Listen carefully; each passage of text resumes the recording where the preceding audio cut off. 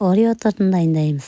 Ең алдымен бізге шифоновый бисквит керек. Шифоновый бисквитті әбден суытып барып, осылай 3 бөлікке бөлеміз. Енді Орео печеньесін аламыз да кремінен ажыратып аламыз. Енді печеньесін алып блендермен езіп үгітіп аламыз, немесе оқтаумен үгітуге болады. Содан кейін творожныйсы мен сахарный пудраны араластырып, үстіне салқын сливкиді тағы да араластырып, крем болғанша соғамыз.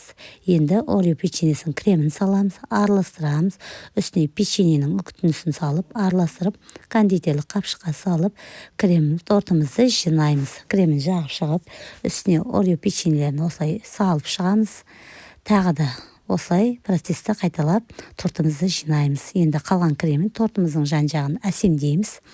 Жан-жағына мен Орео печеньелерін жапсырып шықтым осылай. Қалауыңша әсемдеп, тоңазытқышқа 2 сағатқа кремі сіңгенше қоямыз. Осымен тортымыз дайын. Ас болсын.